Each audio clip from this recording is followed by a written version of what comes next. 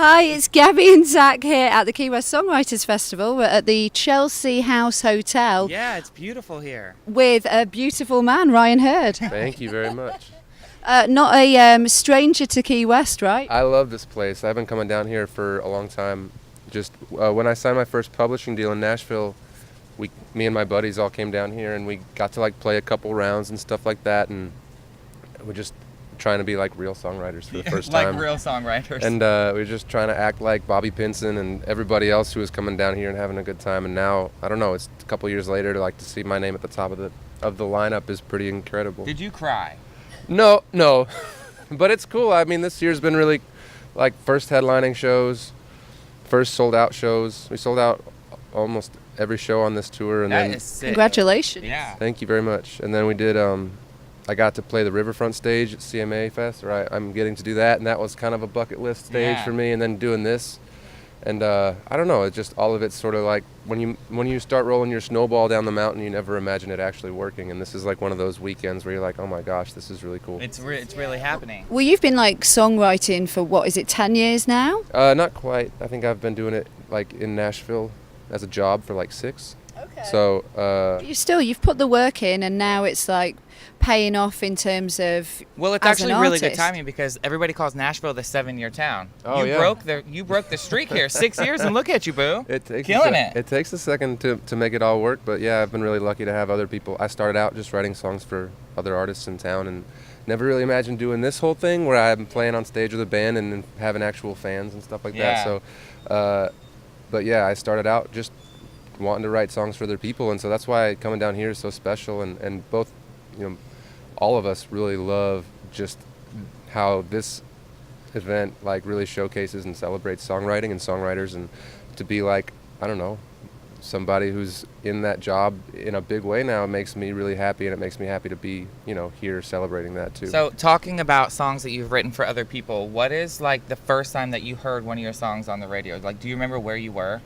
Yeah, it was a song I wrote for I had 2 songs go on the radio at the same time, weirdly. Oh, no big deal. And I'd never had it happen before, and the first time I knew that my song was number 33 or something that week, and I had never heard it yet on the radio, but I was listening to the countdown in the morning, and I was like, oh, okay, it's going to be in 10 minutes if I just stay in my car and listen to it. So I pulled over on Belmont Boulevard in Nashville, actually right by the college I went to, which was pretty cool, and listened to my song for the first time on the radio. It was the Swan Brothers later on. I love them. And then I also had a Rascal Flatts single at the same time called Payback, and I remember it just hearing the initial, just the first guitar lick and almost crashing my car on 8.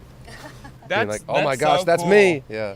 Amazing. When you've written songs for so many big names, Luke Bryan, Blake Shelton, Dierks Bentley, Jake Owen, Maren Morris, Tim McGraw, Florida Georgia Line, to name a few, now that you're sort of transitioning into taking centre stage, are there any songs that you've written that you think, I wish I'd have kept hold of that for myself?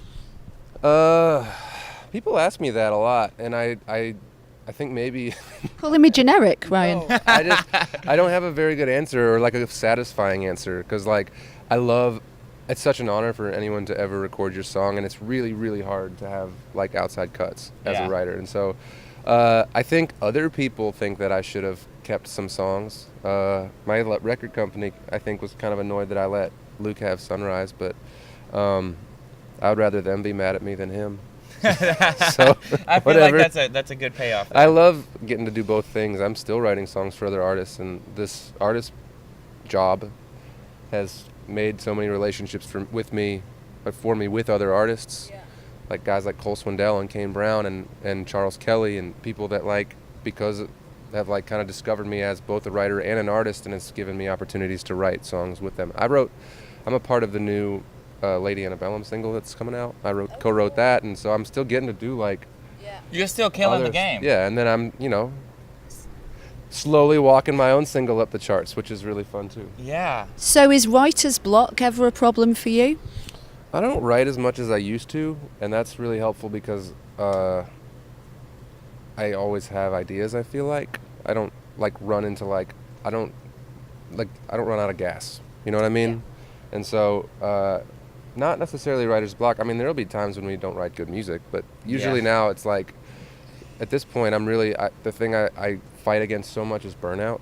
Like I can't, there's nothing worse than writing when you're burnt. And Yeah. so I love, you know, I think it's like, we do so much stuff when you're an artist that has nothing to do with music. So when you sit down to actually write a song, you really want to be there. Like you want to be there, and you want to really be excited about it. And even if you're not super inspired, but just having like excitement, that's super helpful, and it kind of helps you avoid the writer's block stuff. So you said that you're playing the CMA Riverfront stage, and that was one of your bucket list items. After that, what is next on your bucket list? It's a massive tour, aren't you? Oh yeah. Well, I guess I'm going out with Old Dominion in the fall. Yeah. That'll be really, really fun. I don't know. Next bucket list thing for me is just a big hit with my own name and voice on it. That's right. I mean? Like that's the next thing. I got goosebumps when you said that. Yeah. Speaking into existence. That's right. Well, we're trying. It's really, you know, sometimes in country music it takes a second for the gears to start turning, and you know But then when they do, it's like... Yeah, we kind of go one spot a week, and it's really nice to see that happen. And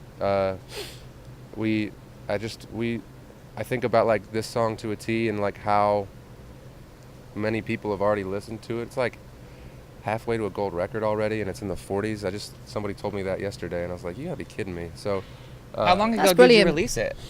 I released it last year. It went to radio like 12 weeks ago. Okay. So Sick. Is there an album on the way?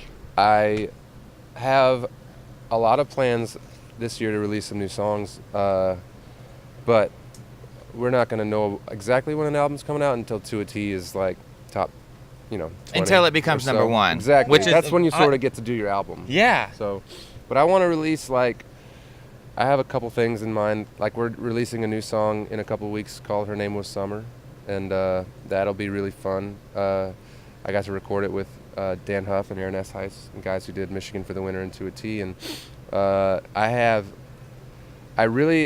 this old EP that I released before I was an artist called Panorama, and I'm talking to all my people right now about trying to remix that and put it back out, because all my old That would be cool. fans who've been with me for like 3 years or so they would get to listen to it again, because I never released it really like wide, and then people who have never heard that record before, it would be new to them. And so that's something I'm telling you because I want them to hear it.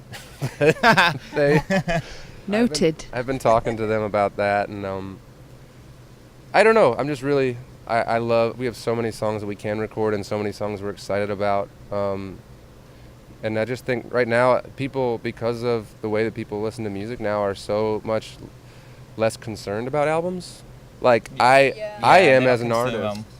As an artist, I think albums are great, and I love the idea of. I obviously want to put another one out on RCA Records, but I also really enjoy that. Like every time we do put music out, people really love it, and it's sometimes one song at a time is a great way to do it, and it's been really a fulfilling way to put music out for me. I just remember last year we put out Diamonds Are Twined for our wedding, and then that became like a really unexpected hit song for us, and then we put out To a T next, and that built off of it, and then we put out Michigan for the Winter, and that was an even bigger release. And so I feel like just like sometimes one at a time is really a great way to build a story and to build an audience. And I think it's really showing up in like just the fact that people come and see our shows, and we're getting to play the main stage at the Key West Songwriters Festival. I know, yeah. You're like Beyonceing off the stage as well. You're like in and out really quick. Oh, well, we'll go home tomorrow. It'll be fun. Yeah. Wait, I so love it though. It's gonna be a fun night. I want to go back to where you said where you just got married. You got married pretty recently. Yeah, a year What ago. is like one thing that has changed between like dating life and marriage life?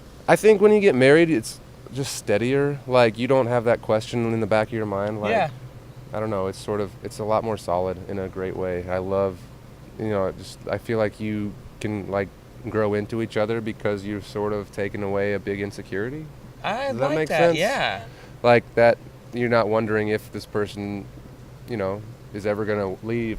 You know what I mean? You're Like, stuck with me now. Sorry. Exactly. So like I think when you can sort of like focus on like really being, like settling into like a very secure thing, it makes you a better partner, and that's a Yeah. cool thing for me. And obviously like we do a really crazy job, and I try to always make it normal and be like, people travel for work, but the fact is like jobs are very strange. And it's a strange way to have a relationship, but we work really hard to like make sure we see each other and like Keep the spark. yeah, and make sure that you like, I don't know, I like at least I have to hear her voice every day. That's a big thing for me. And Just put on the radio. yeah, yeah, I know. Well, I get to hear things like 200 times before anybody else does. So but we do have a rule. Actually, this is a good rule. We have a rule. I made this for myself, and now we both do it. It's whenever you hear your song on the radio, either one of our songs, you don't change the channel because you think about how many years it took for you to actually get on the radio, and how like that's what you dream about when you're a kid is hearing your song on the radio. For the so whole 3.5 minutes. you listen to your song all turn the it way up. through, no matter what. So it's fun whenever I hear Rich or I hear the middle. I always make sure I listen for the 5,000th time Okay, good. because it's a special thing that we both get to do. Well, taking that thread and running with it, okay, I want to do a bit of a role reversal now. So you're a radio DJ and you're about to, let's do your latest single, To a T. You're about to announce to your listeners To a T. How would you want the radio DJ to intro it? Hi, I'm Ryan Hurd, and this is my song, To a T. And if you do change the channel, Jesus will know. That was so serious and well done. But that was if I was introducing my song. But if I was a radio DJ, I think I would say, you know what, there's this super attractive tall guy that came in here last week and played this song that I cannot get out of my head.